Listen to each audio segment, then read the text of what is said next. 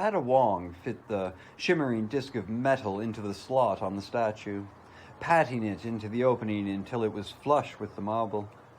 As soon as it was in place, she heard the shift of hidden levers and stepped back to see what would happen. Her footfalls echoed through the massive lobby of the RPD building, the sounds reverberating back to her from the 3 stories of open room. Another key? One of the sub-basement metals. Perhaps the sample itself hidden in plain sight. Wouldn't that be a happy surprise? If wishes were horses, the water-bearing nymph made of stone slid forward at a slight angle, the pitcher at her shoulder dropping a slender piece of metal atop the lid of the defunct fountain. The spade key. She sighed, picking it up. She already had the keys.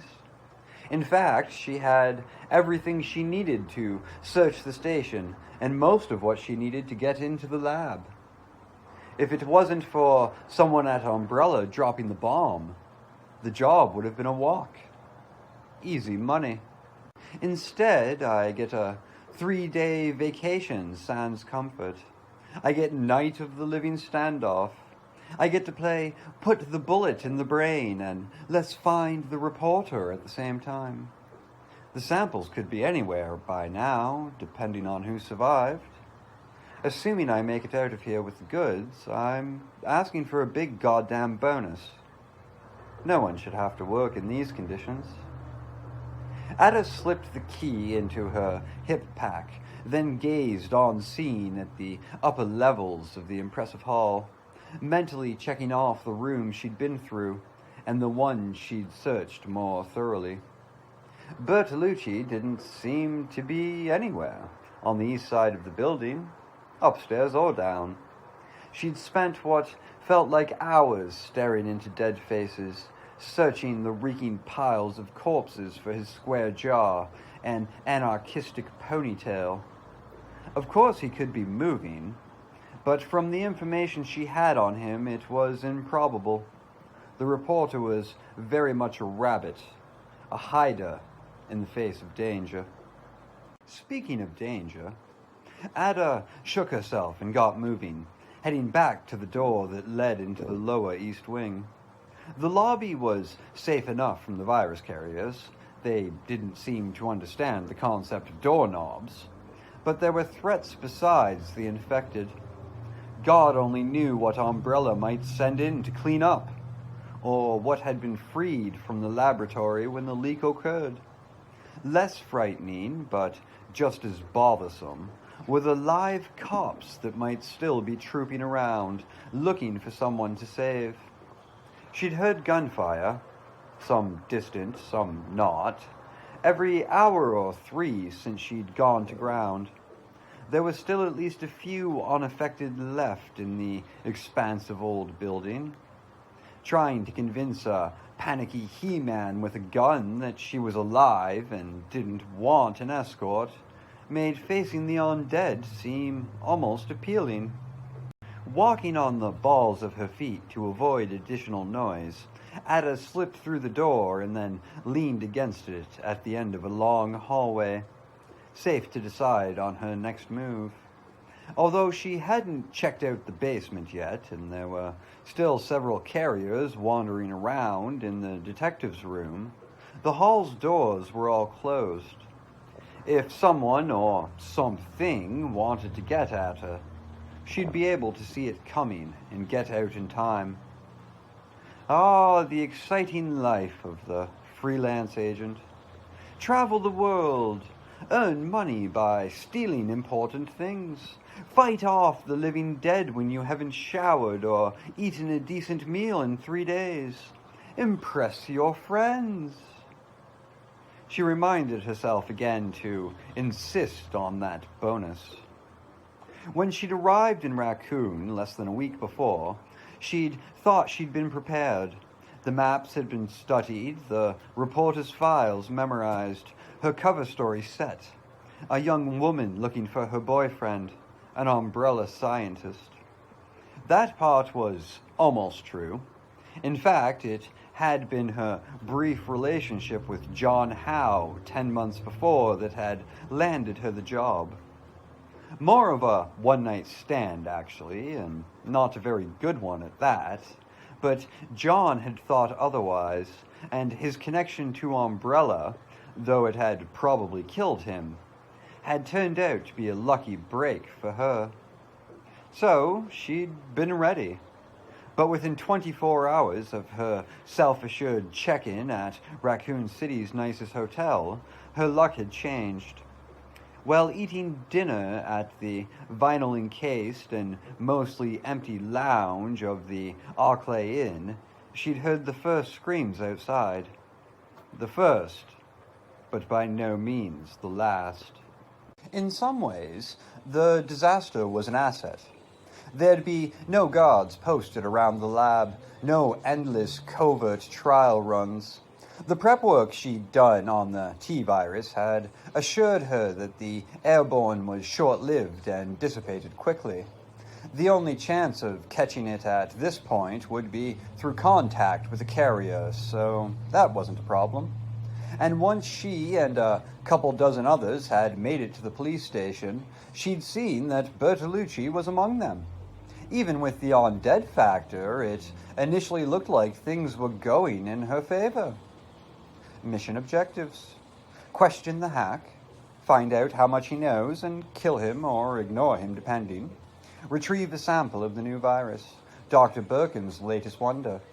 No problem, right? 3 days before, with the knowledge of how the Umbrella Lab connected into the sewer system and Bertolucci standing right in front of her, the job had looked pretty wrapped. And of course, that's when things had started to go wrong. The rearranged station, with the room shifted around after the Stars fiasco, made half her preparations obsolete.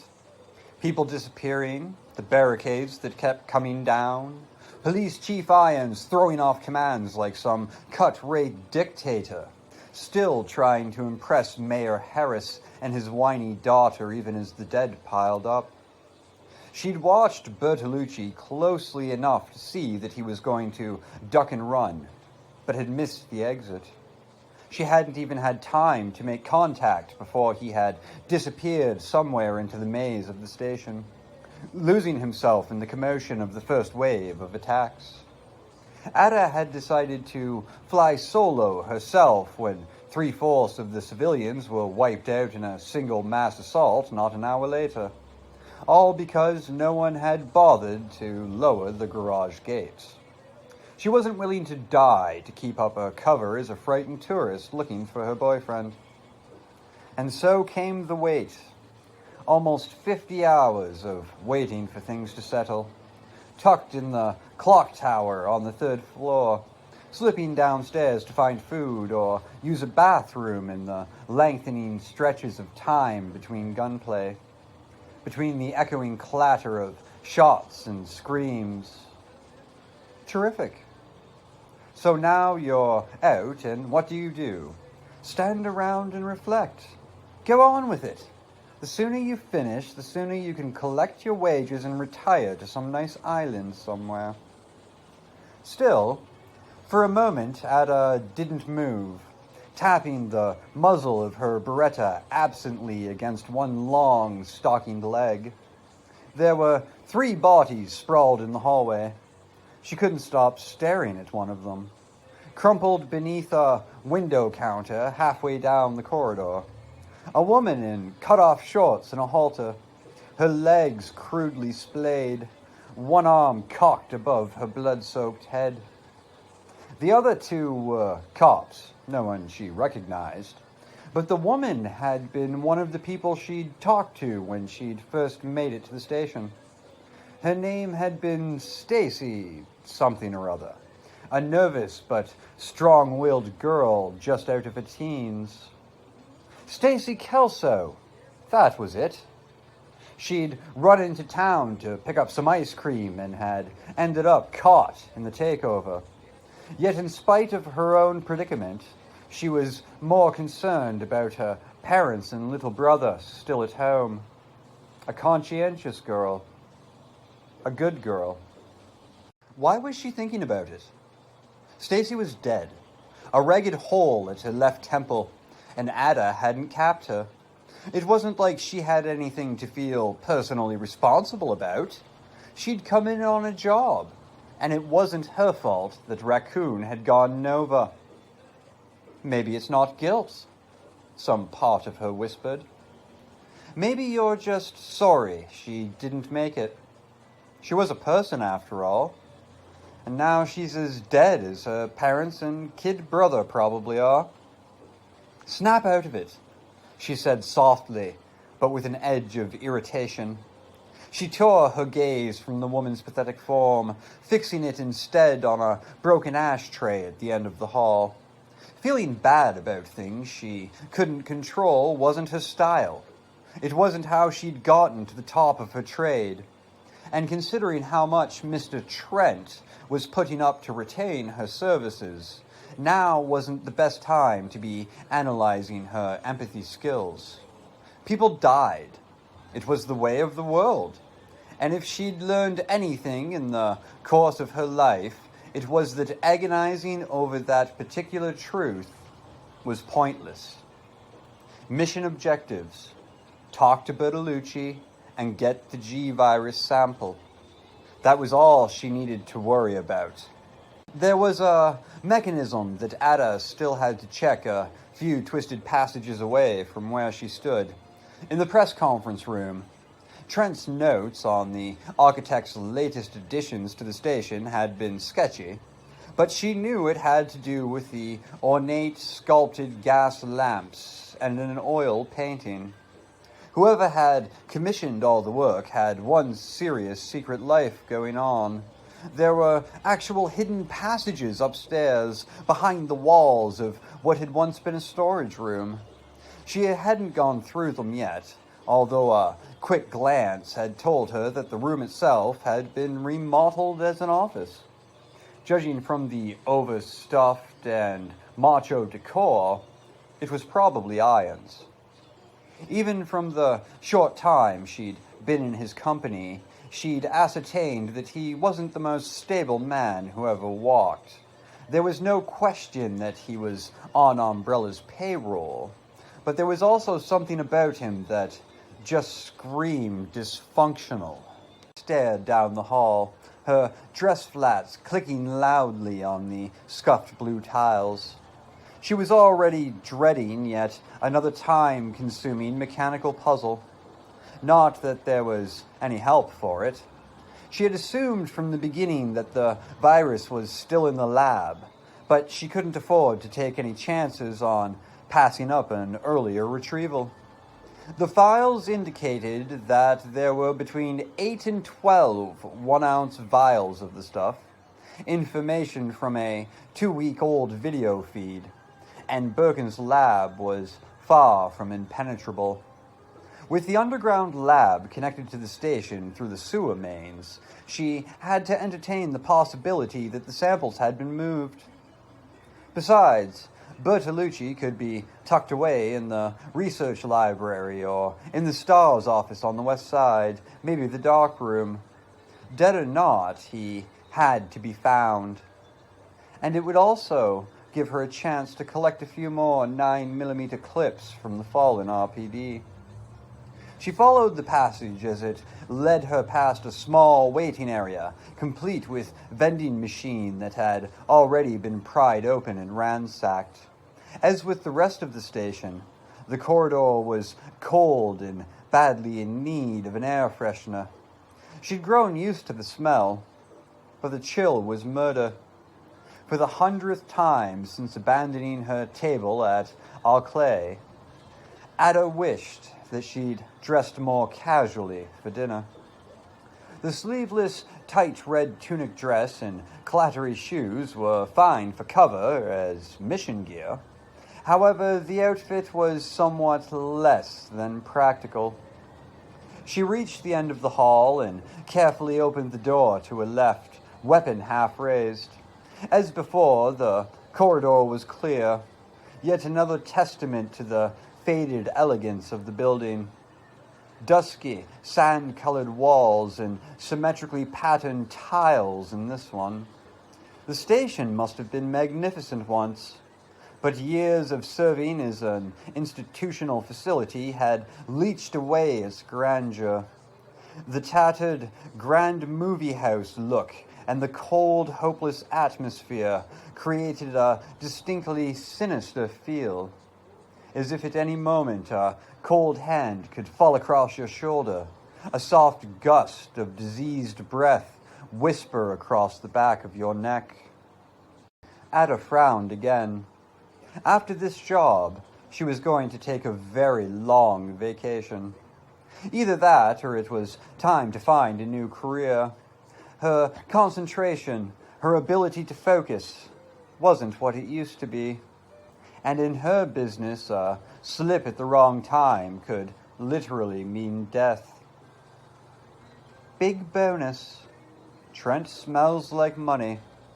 I'll ask 7 digits. High 6 minimum.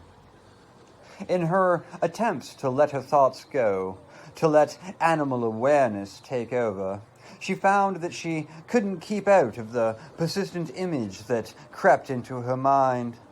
A memory of young Stacy Kelso, anxiously pushing her hair behind her ears as she talked about her baby brother. After what felt like a very long time, Ada shook the troublesome vision and continued down the hall, promising herself that there would be no more lapses of concentration, and wondering why she couldn't make herself believe it. Leon's boots scuffed shards of broken glass across the floor of the kendo gun shop as he snapped open drawers, ash-stained sweat trickling down his face. If he couldn't find 50s pretty quick, he was screwed. The few weapons still remaining in the ravaged shop were inaccessible, strung with steel cable, and the front picture window was completely smashed. It wouldn't take long for the creatures to find him.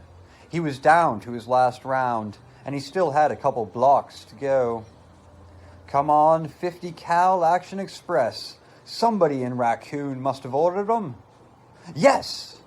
4th drawer, under the deer rifle case, a half dozen empty clips and as many boxes of ammo.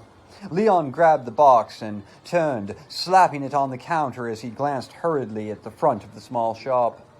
Still clear, if you didn't include the dead guy on the floor. He wasn't moving, but from the freshness of the wounds that oozed from his considerable gut, staining his strappy white t-shirt, Leon wouldn't have long to linger. He didn't know how long it took for the freshly dead to stand up, and didn't really want to find out. Gotta do it fast, anyways. It's like I'm a beacon for those things, and this place is easy access. Gaze darting between the crashed front wall and his skittering hands, Leon started to load up.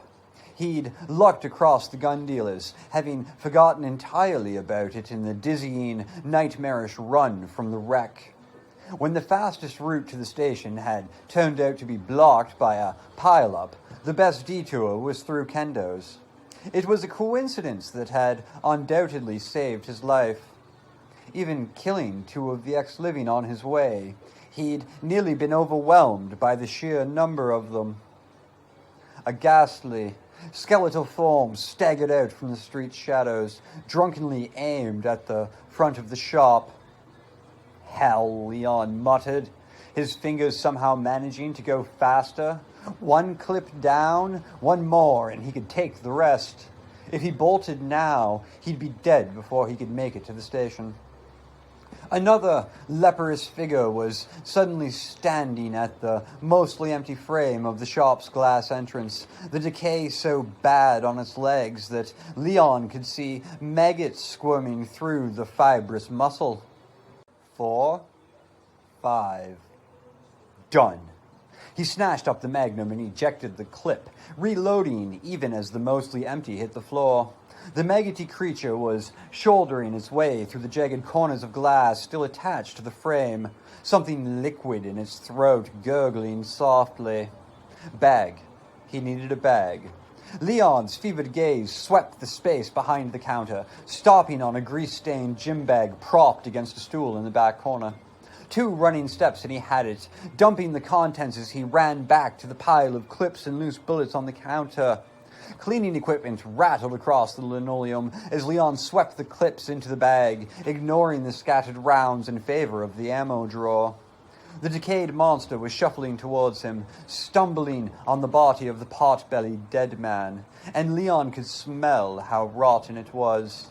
He jerked the magnum up and leveled it at the creature's face. The head, just like the 2 outside. With a tremendous, thundering kick, the gurgling, pulpy skull blew apart, thick fluid splattering the shop's walls and display case in a wet slap. Before the decapitated mess could crumple, Leon spun and dropped into a crouch by the ammo drawer. He shoved the heavy boxes into the nylon sack, his stomach knotted and shaking from the fear that, even now, the back alley could be filling up with more of them, cutting him off from where he needed to go. 5 clips per box. 5 boxes. Get out already. Pushing off from his crouch, Leon shouldered the bag and ran for the back door. From the corner of his vision, he saw that another creature had made it inside Kendo's. From the crunch of powdering glass, there were more of them filing in just behind it. He opened the exit door and slid through, glancing left and right as the door settled closed, the automatic lock catching with a soft, metallic click. Nothing but garbage cans and recycling bins, overflowing with mildewed waste. From where he stood, the alley stretched off to his left, and then hooked left again. If his internal compass was still working, the narrowed, cluttered passage would take him straight to Oak, letting out less than a block away from the station. So far, he'd been lucky. All he could do was hope that his fortune would hold out, would let him get to the RPD building alive and in one piece, and, God willing, find a heavily armed contingent of people who knew what the hell was going on. And Claire. Be safe, Claire Redfield, and if you get there before me, don't lock the door. Leon repositioned the leaden weight of the ammo across his back and started down the dimly lit alley, ready to blow apart anything that got in his way. Claire almost made it without having to shoot. The zombies that trickled out into the streets of Raccoon were relentless but slow, and the adrenaline pumping through her system made it easy enough to dodge them. She figured that they were drawn out by the sound of the wreck, then just followed their noses, or what was left of them. Of the 10 or so that had made it close enough for her to get a good look at least half were in an advanced stage of decay, flesh falling from the bone. She was so busy watching the street and trying to sort through all that had happened, she almost ran right past the police station. She'd been to the RPD building twice before to visit Chris, but had never entered from the back or in the cold and stinking dark, pursued by malignant cannibals. A crashed cop car and a handful of zombified officers had clued her in, sending her through a small parking lot and some kind of an equipment shed that opened into a tiny paved courtyard. A courtyard where she and Chris had eaten lunch once, sitting on the steps that led up to the station's second-floor helipad. As simple as that, she'd made it. Weaving past the 2 shambling uniformed corpses that wandered aimlessly across the L-shaped yard was easy, and it was such a relief to be somewhere she recognized, to know she was about to be safe, that she didn't see the woman until it was almost too late.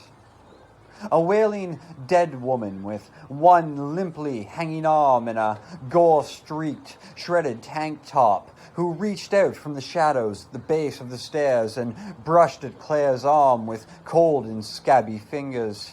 Claire let out a strangled yelp of surprise, stumbling back from the creature's outstretched hand, and nearly fell into the arms of another one.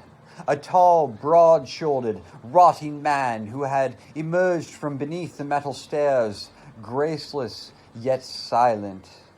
She dodged sideways and pointed the 9mm at the man, backed up a step, and felt her calf hit the unyielding railing of the back steps to the roof. The woman was 5 feet to her right, the torn, bloody shirt exposing one gorged breast, the hand on her working arm grasping towards Claire. The man was 1 step from reaching distance, and she couldn't back up any further. Claire pulled the trigger, and there was a mammoth boom, the gun jerking almost out of her hand. The right half of the tall man's slack and withered face disappeared in a burst of dark liquid, streams gushing from his shattered skull. She whipped the gun around, tightening her grip as she aimed for the woman's pallid, moaning face. Another blast of deafening sound, and the rising moan was cut off, the waxen forehead imploding in a spray of blood and bone chips. The woman went over backwards, crashing to the pavement like a corpse, which she already was. They won't be walking away from this one. It was as if everything finally caught up to her at once, the reality of her situation driven home when she'd pulled the trigger. For a moment, Claire couldn't move. She stared down at the 2 crumpled sacks of ruined flesh, at the 2 people she'd just shot, and felt like she was only an inch or 2 from losing it. She'd grown up around guns, been to shooting ranges dozens of times, but with a .22 target pistol, firing at pieces of paper, targets that didn't bleed, or spew brain matter like the 2 human beings she'd just... No, a cool voice inside of her interrupted. Not human. Not anymore. Don't kid yourself and don't waste time on remorse. Leon could be inside by now looking for you, and if the stars got called in, Chris could be here too. If that weren't motivation enough, the 2 zombie cops that Claire had passed when she first hit the courtyard were on their way, boots shuffling and dragging across the flagstone. It was time to go. She jogged up the stairs, barely able to hear the clang of her steps over the high-pitched ringing in her ears. The 9mm blast had done a temporary number on her hearing, which explained why she didn't know about the helicopter until she was almost to the roof. Claire hit the second-to-top riser and stopped dead, a whipping wind pounding rhythmically at her bare shoulders as the giant black vehicle hovered into view, half lost in shadow. It was near the ancient water tower that bordered the helipad at the southwest corner, though she couldn't tell if it had just taken off or was coming in to land. Couldn't tell and didn't care. "Hey!" she shouted, raising her left hand into the air. "Hey! Over here!"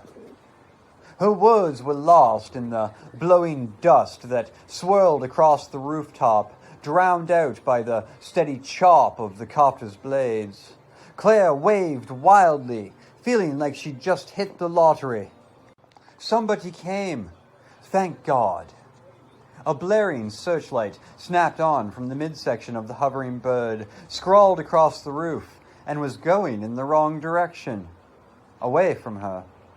Claire waved more frantically, drawing in breath to call out again, and saw what the spotlight saw, even as she heard the desperate, mostly unintelligible shout beneath the copter's roar. A man, a cop, standing at the helipad's corner opposite the stairs, back against an elevated section of the roof. He held what looked like a machine gun and appeared to be very much alive. The officer shouted at the helicopter. his voice tinged with panic. Claire saw why and felt her relief evaporate. There were two zombies lurching through the darkness of the helipad, headed for the well-lit target that was the shouting cop. She raised the 9mm and then lowered it helplessly, afraid of hitting the cornered man. The spotlight didn't waver, illuminating the horror with brilliant clarity.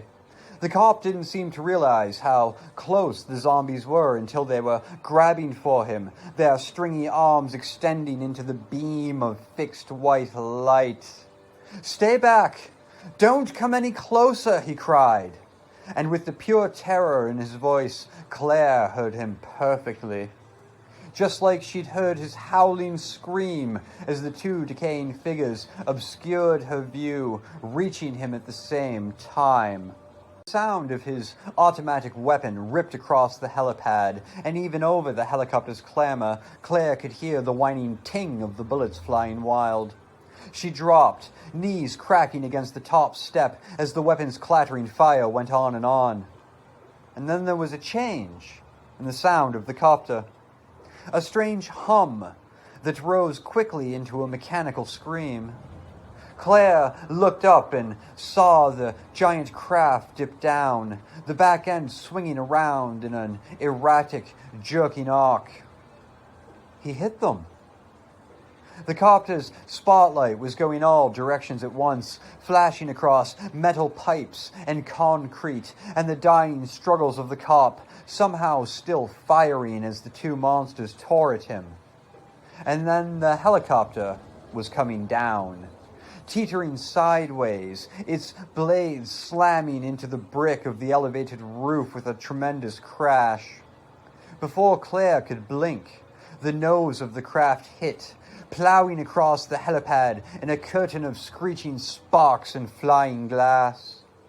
The explosion happened just as the mammoth machine slid to a stop against the southwest corner, directly on top of the fallen cop and his killers.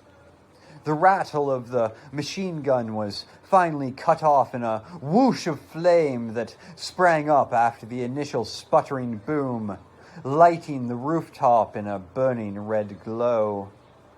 At the same instant, something in the roof gave way with a rending crunch as the nose of the copter plunged through a brick wall and out of sight.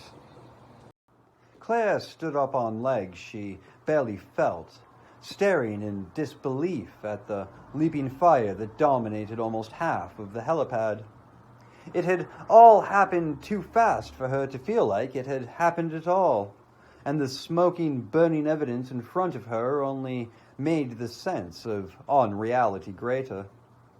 An acrid, sickly sweet odor of burning meat wafted over her on a wave of heated air, and in the sudden silence, she could hear the soft groans of the zombies down in the courtyard.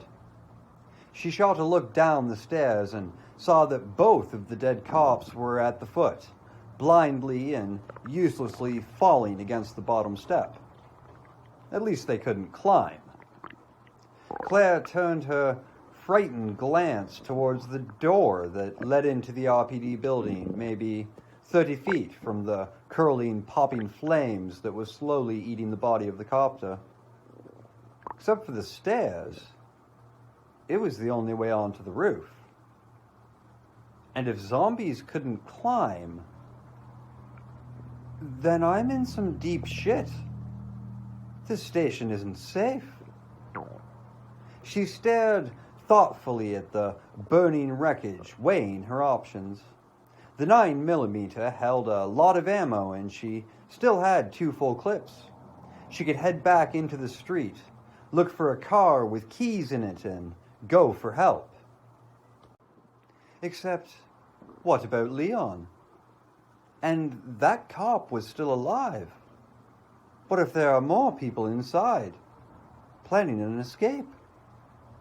She'd thought she'd held up pretty well on her own so far, but she also knew she'd feel safer if somebody else were in charge.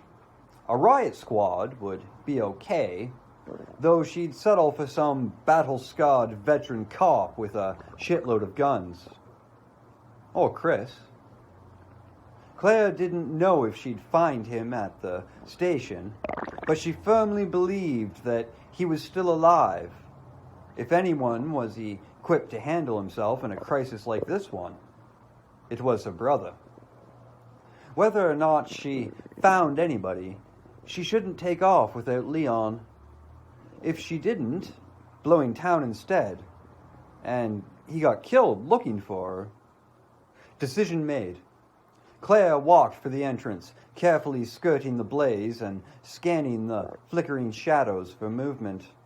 When she reached the door, she closed her eyes for a second, one sweating hand on the latch. "I can do this," she said quietly, and although she didn't sound as confident as she would have liked, at least her voice didn't tremble or break. She opened her eyes, then the door. When nothing jumped out at her from the soft-lit hall, she slipped inside. Chief of Police Brian Irons was standing in one of his private corridors trying to catch his breath when he felt the shuddering impact rumble through the building. He heard it, too. Heard something. A distant, splintering sound, heavy and abrupt. The roof, he thought distantly. Something on the roof. He didn't bother following the thought to any kind of conclusion. Whatever had happened couldn't make things any worse. Irons pushed away from the stone wall with one well-padded hip, hefting Beverly as gently as he could. They'd be at the elevator in a moment, and there was just the short walk to his office. He could rest there, and then, he mumbled, "That's the question, isn't it? And then what?" Beverly didn't answer. Her perfect features remained still and silent, her eyes closed. But she seemed to nestle closer to him, her long, slender body curling against his chest. It was his imagination, surely. Beverly Harris, the mayor's daughter, youthful, stunning Beverly, who had so often haunted his guilty dreams with her blonde beauty. Irons hugged her closer and continued toward the elevator, trying not to let exhaustion show in case she woke up. By the time he reached the lift, his back arms were aching. He probably should have left her in his private hobby room, the room he'd always thought of as the sanctuary. It was quiet there, probably one of the safest areas in the station. But when he decided to go to the office to collect his journal and a few personal items, he found that he simply couldn't stand to leave her behind. She'd looked so vulnerable, so innocent. He'd promised Harris that he would watch out for her. And what if she was attacked in his absence? What if he came back from the office and she was just gone? Gone like everything else. A decade of work, networking, making the connections, careful positioning. All of it. Gone. Just like that. Irons lowered her to the cold floor and opened the elevator gate, trying desperately not to think about all that he'd lost. Beverly was the important thing now.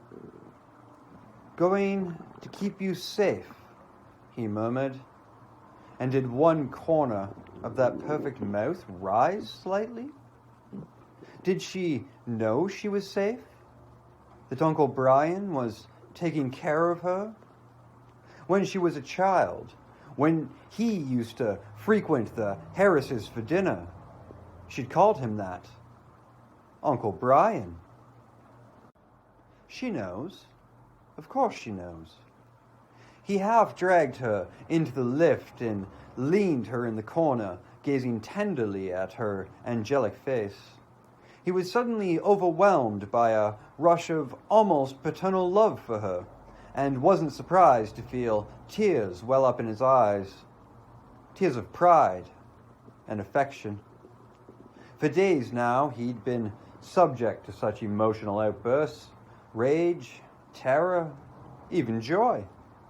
He'd never been a particularly emotional man, but had grown to accept the powerful feelings, even to enjoy them, after a fashion. At least they weren't confusing. He'd also had moments when he'd been overcome by a kind of strange, creeping haze, a formless anxiety that left him feeling deeply unsettled and as bewildered as a lost child. No more of those. There's nothing else that can go wrong now. Beverly's with me, and once I collect my things, we can hide away in the sanctuary and get some rest. She'll need time to recover, and I can sort things through. Yes, that's it. Things need to be sorted through. He blinked the already forgotten tears away as the metal cage started to rise, unholstering his sidearm and ejecting the clip to count how many rounds were left. His private rooms were safe, but the office was another story. He wanted to be prepared. The elevator came to a stop, and Irons propped open the gate with one leg before lifting the girl, grunting with the exertion. He carried her as he would have carried a sleeping child, her cool, smooth body limp in his arms, her head rolled back and wobbling as he walked. He'd picked her up awkwardly, and her white gown had hiked up, exposing the tight, creamy skin of her thighs. Irons forced his gaze away, concentrating on the panel controls that opened the wall into his office. Whatever harmless fantasies he'd had before, she was his responsibility now. He was her protector, her white knight. He was able to hit the protruding button with one knee. The wall slid open, revealing his plushly decorated and thankfully empty office. Only the blank, glassy stares of his animal trophies greeted them. The massive walnut desk that he'd had imported from Italy was right in front of him, and his stamina was going fast. Beverly was a petite woman, but he wasn't in shape the way he used to be. He quickly laid her on the desk, pushing a cup of pencils to the floor with his elbow. There, he exhaled deeply, smiling down at her. She didn't smile back, but he sensed that she would be awake soon, like before. He reached under the desk and tapped the wall controls. The panels slid closed behind them. He'd been concerned when he'd first found her, asleep next to Officer Scott in the back hall. George Scott was dead, covered with wounds, and when Irons had seen the red splash on Beverly's stomach, he'd been afraid that she was dead too. But when he'd taken her to the sanctuary, to his safe place, she'd whispered to him that she didn't feel well, that she was hurt, that she wanted to go home. Did she? Did she really? Irons frowned, snapped out of the uncertain memory by something he'd felt when he'd laid her on his hobby table and straightened her blood-stained gown, something he couldn't quite recall. It hadn't seemed important at the time, but now, away from the hidden comforts of the sanctuary, it was nagging at him, reminding him that he had suffered one of those confused moments when he'd felt the cold, rubbery jelly of intestine beneath my fingers. Touched her. "Beverly?" he whispered, sitting down behind the desk when his legs went suddenly weak. Beverly kept her silence, and a turbulent flood of emotions hit Ian like a tidal wave, crashing over him, crowding his mind with images and memories and truth that he didn't want to accept. Cutting the outside lines after the first attacks, Umbrella and Birkin in The Walking Dead, the slaughter in the garage when the bright coppery scent of blood had filled the air and Mayor Harris had been eaten alive, screaming until the very end. The dwindling numbers of the living through the first long and terrible night, and the cold, brutal realization that had hit him again and again that the city, his city, was no more. After that, the confusion, the strange and hysterical joy that had come when he'd understood that there would be no consequences for his actions. Irons remembered the game he played on the second night, after some of Birkin's pets had found their way to the station and taken out all but a few of the remaining cops. He'd found Neil Carson cowering in the library and had tracked him, hunting the sergeant down like an animal.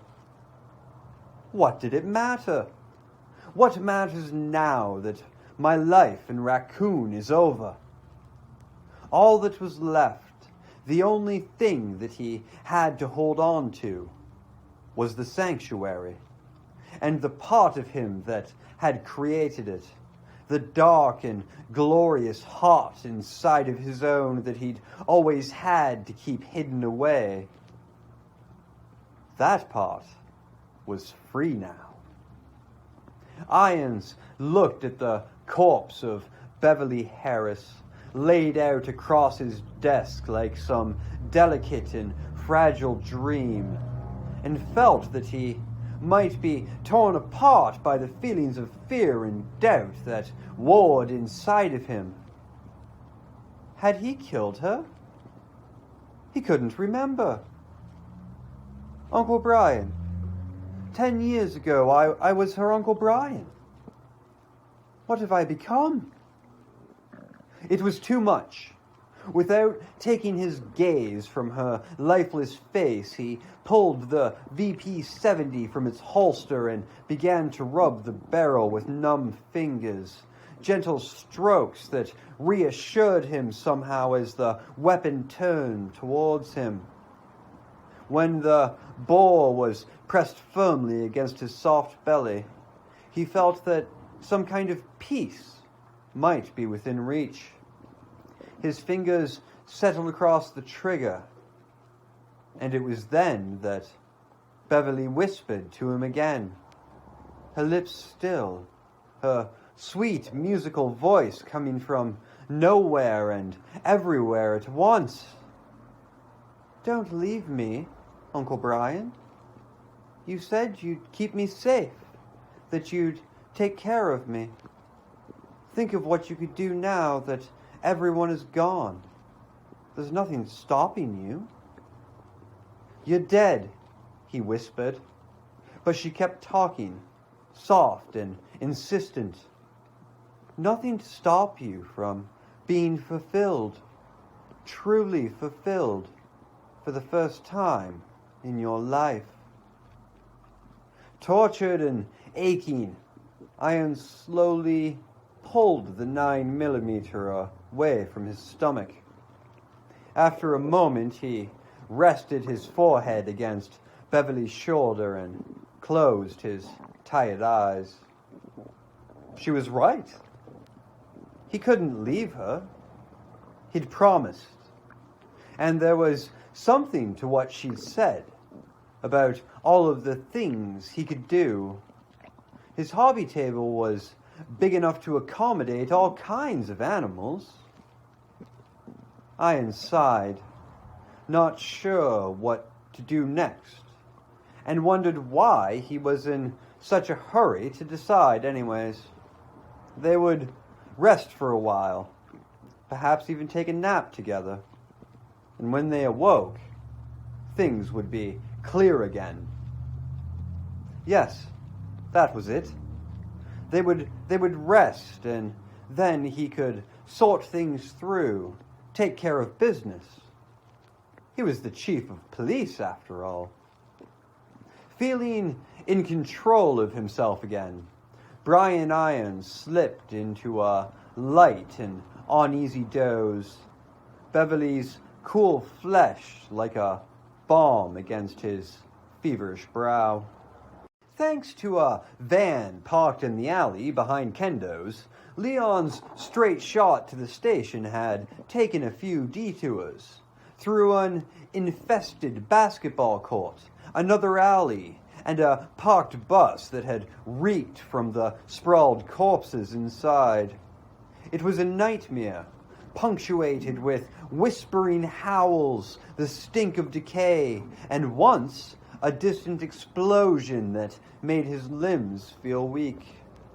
And though he had to shoot 3 more of the Walking Dead and was wired to the teeth with adrenaline and horror, he somehow managed to hold on to his hope that the RPD building would be a safe haven, that there would be some kind of crisis center set up, manned by police and paramedics, people in authority making decisions and marshalling forces. It wasn't just hope, it was need.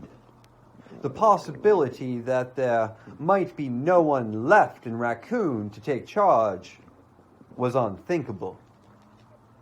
When he finally stumbled out into the street in front of the station and saw the burning squad cars, he felt like he'd been hit in the gut.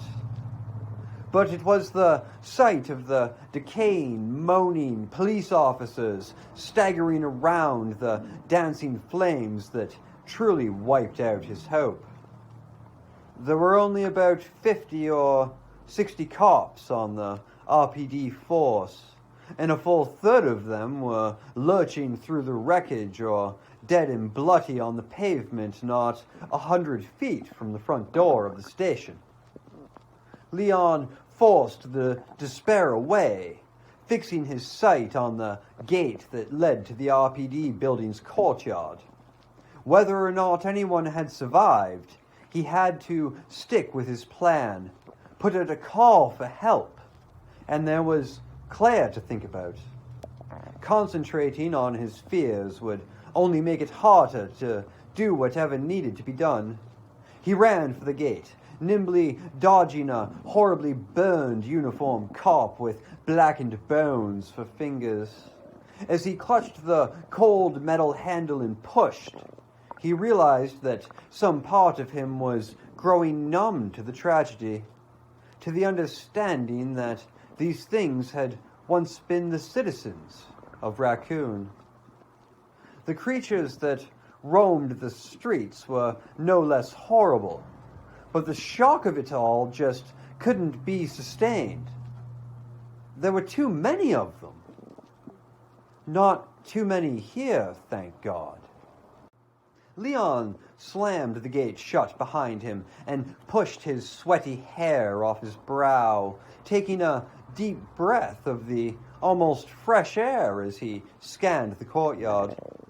The small grassy park to his right was well lit enough for him to see there were only a few of the once human creatures, and none close enough to be a threat.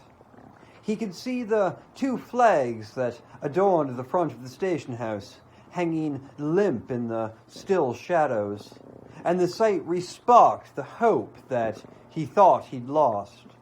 Whatever else happened, he'd at least made it to some place he knew, and it had to be safer than the streets. He hurried past a blindly reeling trio of the dead, easily avoiding them. 2 men and a woman, All three could have passed for normal if not for their mournful, hungry cries and uncoordinated staggers. They must have died recently. But they're not dead. Dead people don't gush blood when you shoot them. Not to mention the walking around and trying to eat people thing. Dead people didn't walk. And living people tended to fall down after they'd been shot a few times with 50 caliber slugs and didn't put up with their flesh rotting on their bones. Questions he hadn't yet had time to ask himself flooded through his mind as he jogged up the front steps to the station. Questions he didn't have the answers for, but he would soon. He was sure of it. The door wasn't locked, but Leon didn't allow himself to feel surprise. With all he'd been through since he'd hit town, he figured that it would be best to keep his expectations to a minimum. He pushed it open and stepped inside, magnum raised and his finger on the trigger. Empty.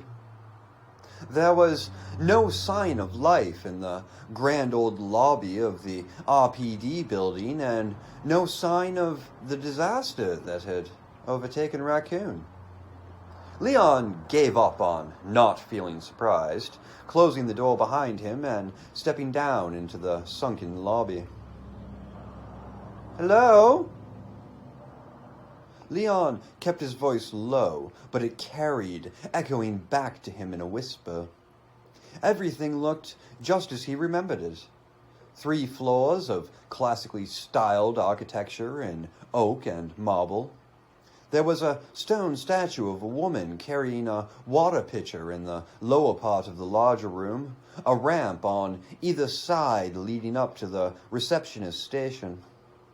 The RPD seal set into the floor in front of the statue gleamed softly in the diffused light from the wall lamps, as if it had just been polished.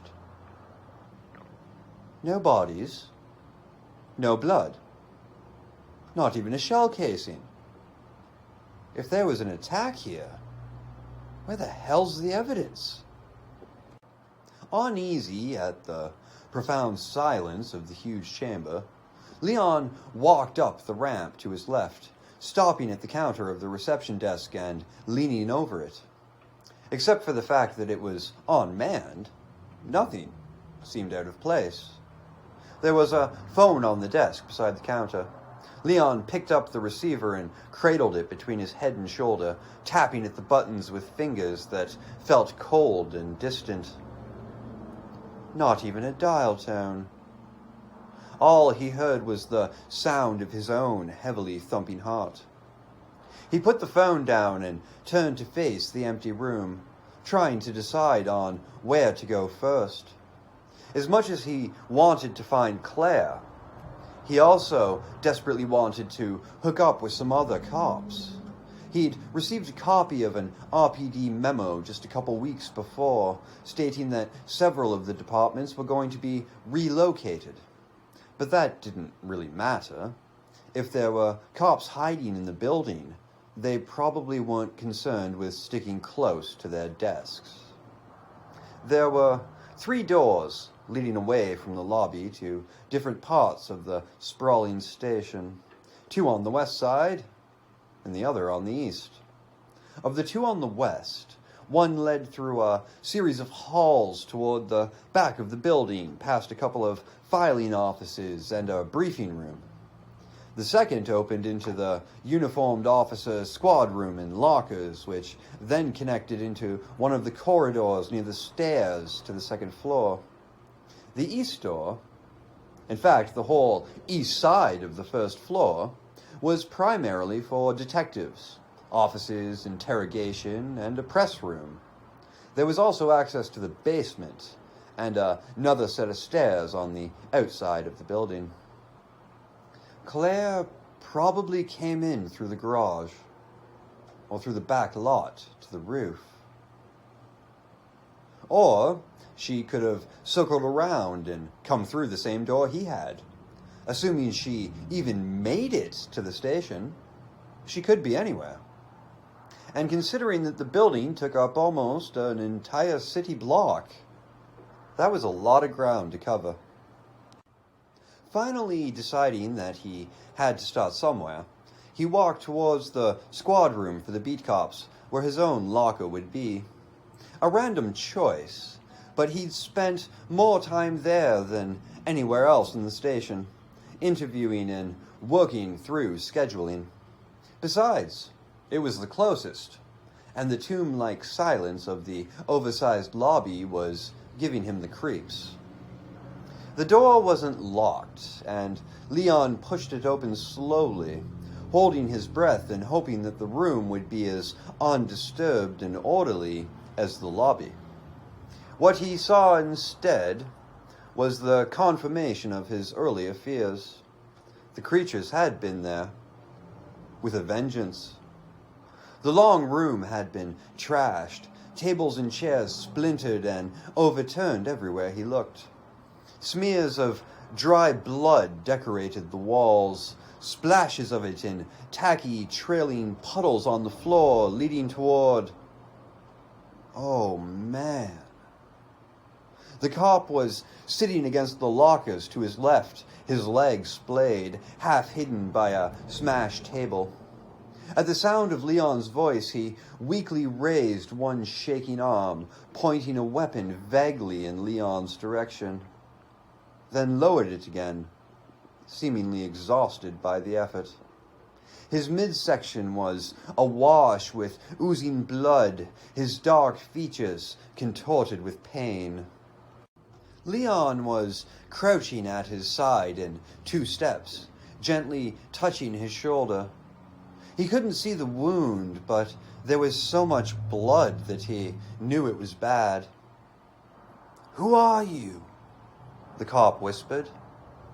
The soft, almost dreamy tone of his voice scared Leon as much as the still oozing wound and the glassy look in his dark eyes. The man was slipping, fast. They'd never formally met, but Leon had seen him before. The young African-American beat cop had been pointed out to him as sharp, on the fast track to detective. Marvin Branagh.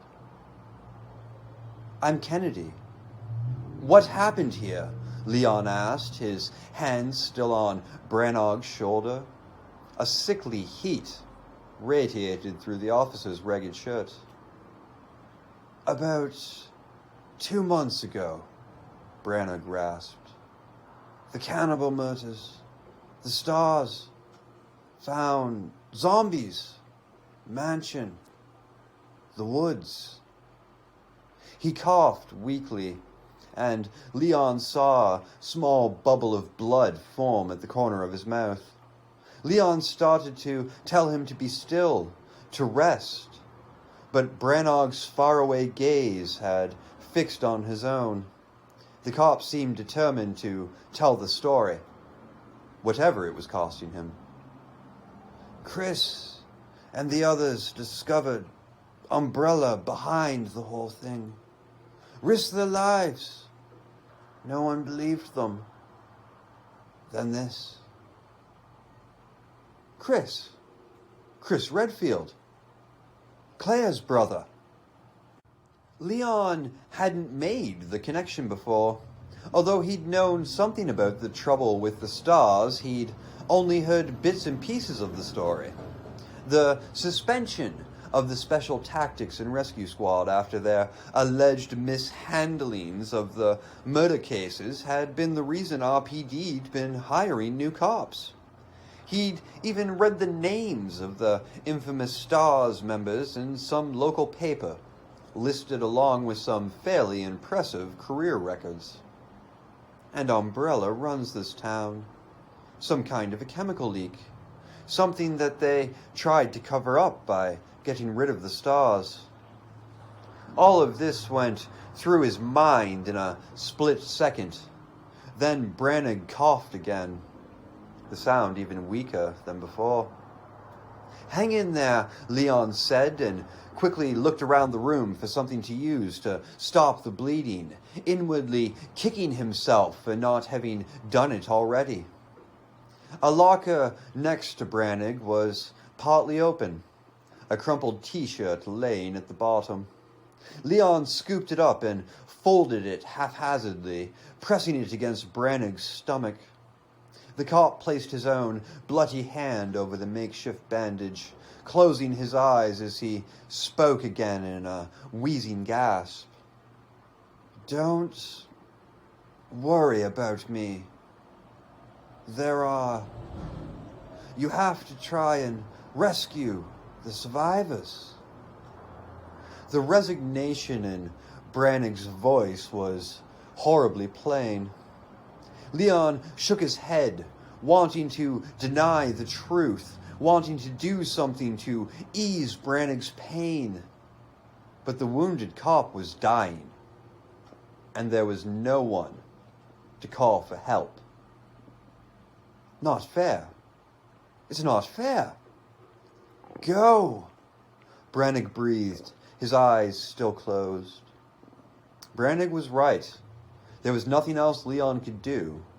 But he couldn't move for a moment, until Brannig raised his weapon again, pointing it at him with a sudden burst of energy that strengthened his voice to a rough shout. "Just go," Brannig commanded, and Leon stood up, wondering if he would be as selfless in the same situation, working to convince himself that Brannig would make it somehow. "I'll be back," Leon said firmly, but Brannig's arm was already drooping, his head settling against his heaving chest. "Rescue the survivors." Leon backed towards the door, swallowing heavily and struggling to accept the change in plan that could very well kill him, but that he couldn't walk away from. Official or no, he was a cop. If there were other survivors, it was his moral and civic duty to try and help them. There was a weapons store in the basement near the parking garage. Leon opened the door and stepped back into the lobby, praying that the lockers would be well stocked and that there would be somebody left for him to help.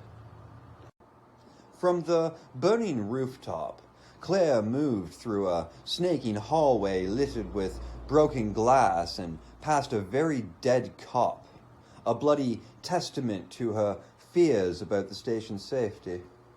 She quickly stepped over the body and moved on, her nervous tension growing. A cool breeze ruffled through the shattered windows that lined the hall, making the darkness alive. There were shiny black feathers stuck in the streaks of blood that painted the floorboards, and their soft, wavering dance had her jerking the semi-automatic toward every shadow. She passed a door that she thought led back outside to a set of external stairs, but she kept going, taking a right towards the center of the building. The way the helicopter had buried itself in the rooftop was gnawing at her, inspiring visions of the old station going up in flames. From the looks of things, maybe that's not such a bad idea. Dead bodies and bloody handprints on the walls. Claire wasn't happy about the idea of touring the station. Still, death by fire didn't carry much appeal either. She needed to see how bad it was before she went looking for Leon. The corridor dead-ended at a door that felt cool to the touch. Mentally crossing her fingers, Claire opened it and stumbled back as a wave of acrid smoke washed over her, the smell of burnt metal and wood thick in the heated air. She dropped to a crouch and edged forward again, peering down the hall that stretched off to her right. The hall turned right again, maybe 30 feet down, and although she couldn't see the fire proper, bright, fiery light was reflected off the grey-panelled walls at the corner. The popping crackle of the unseen flames was magnified in the tight corridor. The sound is mindlessly hungry as the moans of the zombies down in the courtyard. Well, shit. What now? There was another door diagonally across from where she crouched only a few steps away. Claire took a deep breath and moved, walking low to stay beneath the thickening blanket of smoke, hoping she could find a fire extinguisher, and that a fire extinguisher would be enough to put out whatever blaze the crashed copter had created. The door opened into an empty waiting room, a couple of green vinyl couches and a rounded counter desk, with another door across from the one she'd entered by. The small room seemed untouched, as sterile and quietly unassuming as she might have expected. And unlike just about everywhere else she'd been tonight, there was no lurking disaster in the mild shadows thrown by the overhead fluorescence. No stench of rot or shuffling zombie. And no fire extinguisher. Not in plain sight, anyway. She closed the door on the smoky corridor and stepped towards the desk, lifting the entrance flap with the barrel of the gun. There was an old manual typewriter on the counter, and next to that, a telephone. Claire grabbed it, hoping against hope, but heard only dead air through the receiver. Sighing, she dropped it and ducked down to check out the shelves beneath the counter. A phone book, a few stacks of paper, and then, half hidden by a woman's purse on the bottom shelf, was the familiar red shape she'd been hoping to find, coated with a thin layer of dust. "There you are," she murmured, and paused just long enough to stick the 9mm into her vest before hefting the heavy cylinder.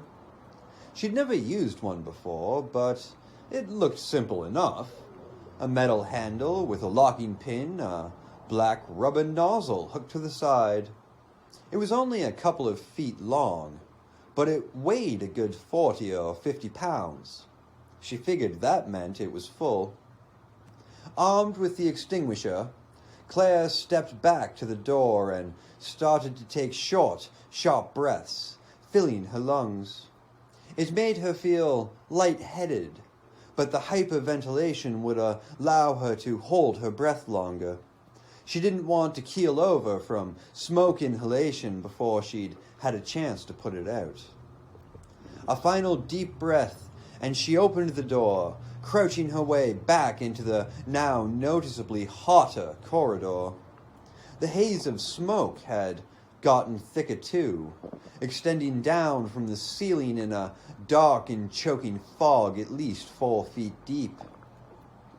Keep low, breathing shallow. Watch your step. She turned the corner and felt a bizarre mix of relief and sorrow at the sight of the burning wreckage right in front of her. She bobbed her head and took a small breath through the fabric of her vest, feeling her skin flush and tighten from the heat. The fire wasn't as bad as she'd feared. More smoke than substance, and not much taller or bigger than she was. The flames that licked up the wall in orange-yellow fingers seemed to be having trouble catching, stopped by the heavy wood of a half-smashed door. It was the nose of the helicopter that drew her attention. The blackened shell of the smoldering cockpit and the blackened husk of the pilot still strapped to the seat, the melted mouth frozen in a yawning, silent scream. There was no way to tell if it had been a man or a woman. The features had been obliterated. Claire jerked the metal pin loose from the handle and aimed the hose at the burning floorboards where the flame danced in white and blue. She squeezed the lever down and a hissing plume of snowy spray whooshed out, blasting over the debris in a powdery cloud. Barely able to see through the billowing whiteness, she directed the hose over everything, dousing the wreckage liberally with the oxygen killer. Within a minute, the fire appeared to be out, but she kept up with the extinguisher until it ran dry. At the last sputtering cough of spray, Claire let go of the handle and took a few more shallow breaths, inspecting the smoking wreck for any spots she'd missed. Not a flicker, but the wooden door alongside the helicopter's flocked cockpit was still leaking tendrils of black smoke. She leaned closer and saw a tinge of glowing orange under the charred surface. The area surrounding the burning wood had already been torched, but she didn't want to take any chances. She stepped back and gave the door a solid kick, aiming for the glowing embers. Her boot connected squarely with the hot spot, and the door flew open with a splintering crack, the scorched wood giving way in a sparkling shower of cinders. A few landed on her bare calf, but she drew her weapon before stopping to brush them off, more afraid of what might be waiting behind the ruined door than the blisters. A short, empty hallway, littered with jagged pieces of splintered wood and hazy with smoke, then a door at the end on the left. Claire moved towards it, as much to get some fresh air as to see where it led. With the immediate threat of fire over with, she had to start looking for Leon and thinking about what they'd need to survive. If she could check out a few of the rooms along the way, maybe she'd be able to find stuff they could use. A phone that works. Car keys. Hell, a couple of machine guns or a flamethrower would be nice too, but I'll take what I can get. The plain door at the end of the hall was unlocked. Claire pushed it open, ready to fire at anything that moved, and stopped, feeling mildly shocked by the bizarre atmosphere of the lavish room. It was like some parody of a men's club from the 50s. A large office decorated with an extravagance that borderlined on the ridiculous. The walls were lined with heavy mahogany bookshelves and matching tables surrounding a kind of sitting area made up of padded leather chairs and a low marble table, all set atop an obviously expensive oriental rug. An elaborate chandelier hung from the ceiling, casting a rich, mellow light over it all. Framed pitchers and delicate vases were situated throughout, but their classic designs were overwhelmed by the stuffed animal heads and poised, lifeless birds that dominated the room, most gathered around a desk at the far side. Oh, Jesus. Laid out across the desk, like some character from a gothic horror story, was a beautiful young woman in a flowing white gown, her guts ripped to bloody shreds. The corpse was like a centerpiece. The dried and dusty animals stared down at her with dead glass eyes. There was a falcon and what looked like an eagle, their ratty wings spread in simulated flight, as well as a couple of mounted deer heads and that of a nappy-furred moose. The effect was so creepy and surreal that for a moment Claire couldn't breathe. And when the high-backed chair behind the desk swiveled around suddenly, she barely held back a shriek of superstitious terror, half expecting to see some vision of dark and grinning death. It was only a man, but a man with a gun pointed at her. Twice in one night. What are the odds? For a second, neither of them moved, and then the man lowered his weapon. A sickly half-smile played across his pudgy face. "I'm terribly sorry," he said, his voice as oily and false as a bad politician's. "I thought you were another one of those zombies." He smoothed his bristly mustache with one thick finger as he spoke, and although Claire had never met him before, she suddenly knew who he was. Chris had bitched about him often enough. Fat, mustachioed, and as slick as a snake oil salesman. It's the police chief, Irons. He didn't look good. His cheeks flushed with high color and his eyes rimmed with puffed white flesh. The way his gaze darted around the room was unsettling, as if he was in the grip of some kind of heavy paranoia. In fact, he looked unbalanced, like he wasn't all that connected to reality.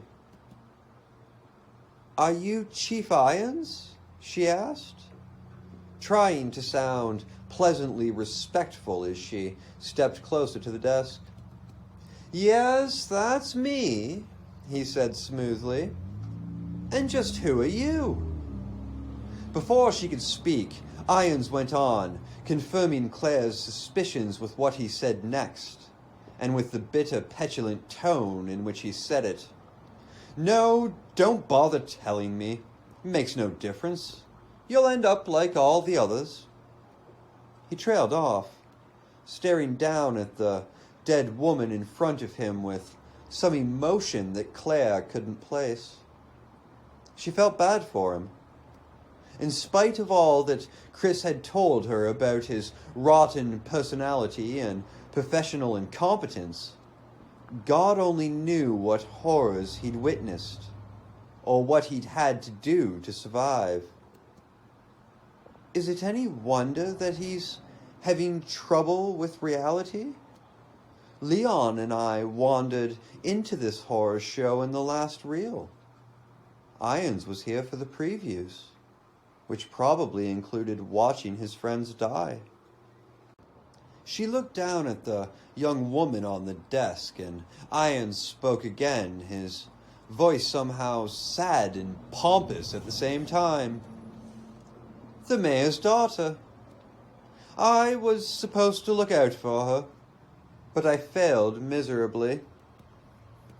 Claire searched for some words of comfort, wanting to tell him that he was lucky to have lived, that it wasn't his fault.